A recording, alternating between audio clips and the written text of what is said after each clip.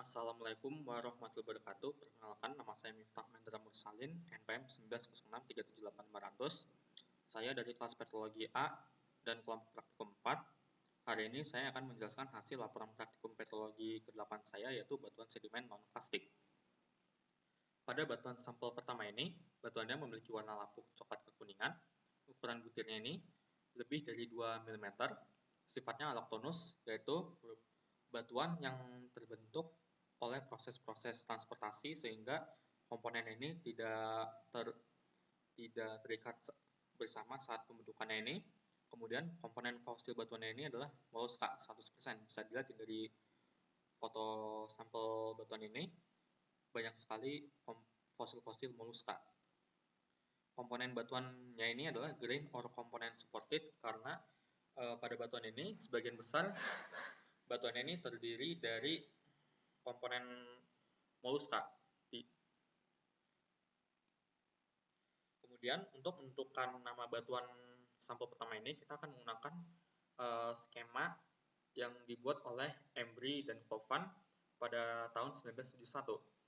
Karena batuan ini memiliki sifat allochthonous, yaitu komponen-komponennya ini pada batuan tidak terikat bersama, maka kita akan menggunakan bagian kiri dari skema mereka.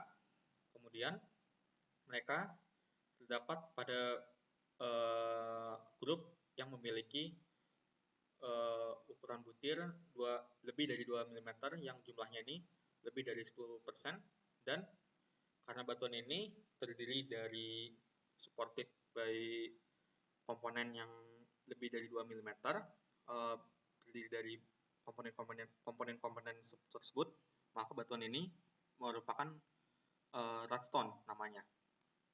Batuan sampel kedua ini memiliki warna lapuk abu kecoklatan, kemudian ukuran butir lebih dari 2 mm, komposisinya ini allochthonous, jadi komponennya ini tidak terikat bersama saat pembentukannya ini terbentuk melalui proses transportasi. Kemudian komponen fosil batuan ini adalah coral 40%, bisa dilihat ini coral. Kemudian foraminifera besar yaitu 55%, bisa dilihat ini yang bulat-bulat ini, yaitu foraminifera besar itu. Kemudian moluska ini bulat seperti cangkang kecil ini. Kemudian pada batuan ini terdapat juga komponen mat, tetapi kecil, tidak jumlahnya. Komponen batuannya ini adalah grain or component supported karena batuan ini terbentuk supported dengan komponen fosil batuannya ini. Kemudian kita akan menggunakan skema yang sama seperti sampel sebelumnya, itu skema Embry dan Kovan. Karena batuan ini memiliki sifat allochthonous, maka batuan ini skema yang kita akan gunakan adalah bagian kiri dari skema mereka. Kemudian karena batuan ini memiliki komponen mineral mat, maka kita akan menggunakan skema paling kirinya ini. Dan karena batuan ini termasuk grain supported, maka nama batuan ini adalah Paxton. Pada batuan sampel ketiga ini memiliki warna lapuk abu-abu muda, ukuran butir lebih dari 2 mm, komposisinya allochthonous. Komposisi fosil batuannya ini adalah terdiri dari algae 40%, bisa dilihat ini algae, bentuknya ini seperti cacing hitam kecil. Kemudian bivalvia 15%, ini nih bivalvia nih seperti cangkang kecil-kecil ini. Kemudian echinodermata 35%, yaitu fosil bintang laut ini seperti ini, lihat seperti bintang tuh, lihat. Kemudian gastropoda 10%, yaitu seperti fosil-fosil yang terbentuk seperti silinder seperti ini. Kemudian komponen batuannya ini adalah mat supported karena sebagian besar dari batuan ini memiliki kandungan mat atau tanah. Sama seperti sebelumnya, kita akan menggunakan skema Embry dan Kovan. Karena batuan ini termasuk dalam allochthonous, maka kita akan menggunakan skema bagian kiri mereka. Kemudian karena mereka mengandung tanah atau mat, maka kita akan menggunakan bagian skema paling kiri ini. Dan karena mereka memiliki komponen mat supported, maka batuan mereka adalah di antara mudstone atau wetstone. Dan karena grains mereka ini masih lebih dari 10%, maka nama batuan ini adalah wetstone. Batuan sampel keempat.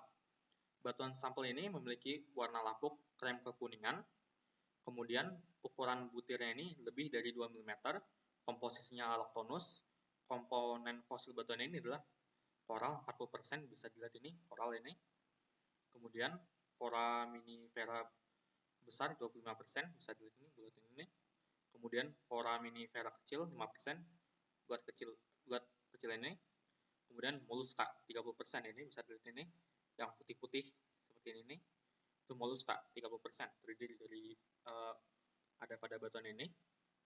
Kemudian komponen batuannya ini yaitu grain or komponen supported. Pada batuan ini, karena batuan ini memiliki sifat allochthonous, maka kita akan menggunakan bagian kiri skema mereka, skema Embry dan Kovan, karena batuan ini tidak memiliki mat tetapi juga merupakan grain supported, maka batuan ini termasuk dalam grain stone. Batuan sampel kelima. Batuan sampel ini memiliki warna lapuk coklat muda,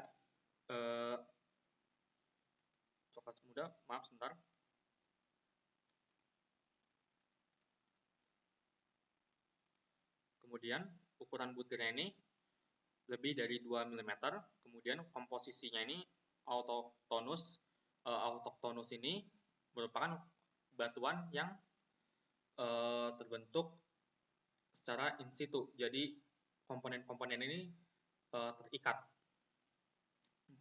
bersama. Komponen fosil batuan ini adalah coral 100%, bisa dilihat ini. Semuanya terdiri dari coral. Kemudian komponen batuan ini adalah grain or komponen supported.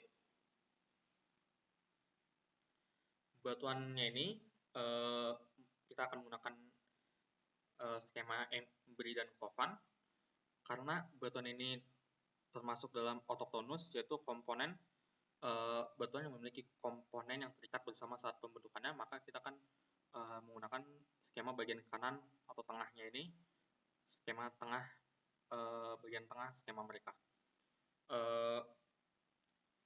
Pada autochthonous ini mereka merupakan bagian dari boundstone semuanya, dan boundstone ini dibagi menjadi 3, yaitu bevelstone, bindstone, dan framestone. Dan karena batuan sampel kelima ini merupakan fosil yang terbentuk dengan bentuk yang rigid yang seperti itu, maka batuan ini memiliki nama framestone. Pada batuan sampel terakhir ini, batuannya memiliki warna lapuk abu-abu, ukuran butir lebih dari 2 mm, dan komposisinya allochthonous. Komponen fosil batuannya ini adalah moluska 100%, bisa dilihat ini fosil moluskanya ini. Dan komponen batuan ini adalah mud supported, karena sebagian besar dari batuan ini terdiri dari tanah atau mud terbentuknya ini. Sama seperti sampel-sampel sebelumnya ini, kita akan menggunakan skema Embry dan Kovan. Karena batuan ini memiliki sifat allochthonous, maka kita akan menggunakan bagian kiri dari skema mereka. Kemudian karena batuan ini memiliki komponen mud dan mereka memiliki dan merupakan mud supported, maka nama batuan ini adalah di antara mudstone dan wetstone. Dan karena komponen grainnya tadi ini kurang dari 10%, maka nama batuan ini adalah mudstone.